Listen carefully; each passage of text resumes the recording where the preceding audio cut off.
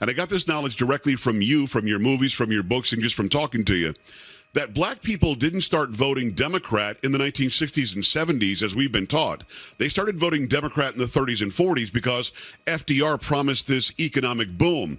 Black people said, well, we have to help our economy, even if we have to hold our noses and go to the voting booth. But they sort of were sold a bill of goods then, too, right? Did FDR's New Deal, this is what I learned from you, that attracted blacks to vote D, right? Yes. Herbert Hoover in 1932 got 3 out of every 4 black votes.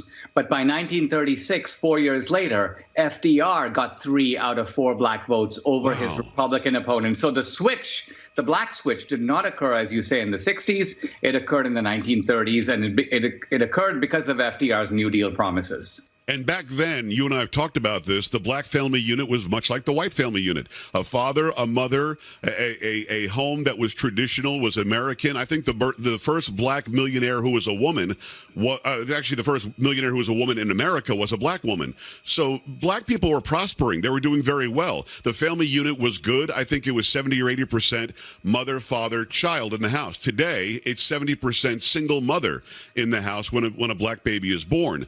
Why did that happen? And did FDR's New Deal not help black people?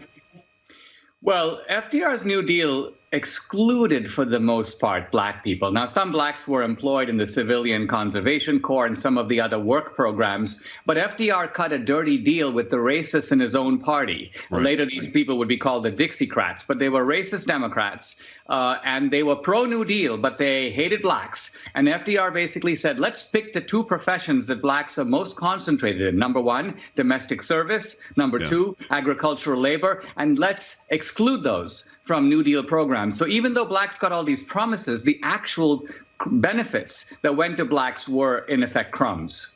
It is Dinesh D'Souza. Get all of his books. Go see all of his movies. He's speaking all over the place. Go and watch him.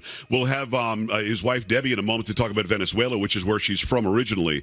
Well, when it comes to the Dixiecrats and the alleged big switch of the 1960s and 70s, which didn't happen, you and I both know it didn't happen. Actually, 1 or 2 people we can mention did the switch, and everybody else sort of stayed the same.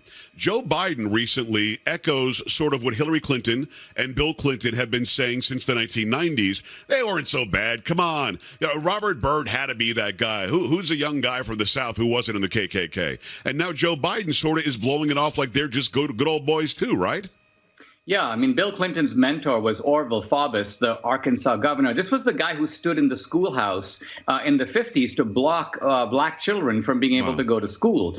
Biden's buddies were the racist segregationists, and these were in the Democratic Party. Biden names Talmadge, he names Eastland, he named Fritz Hollings, all Democrats. So it's really interesting because the left, the historians, they've been working really hard to convince us that all these racist Dixiecrats become Republicans, but Biden kind of let the cat out of the bag by saying that wasn't the case. These were all guys in my own party. And in fact, he considers them to this day to be models of civility. Yes, they were racist, but they knew how to get things done.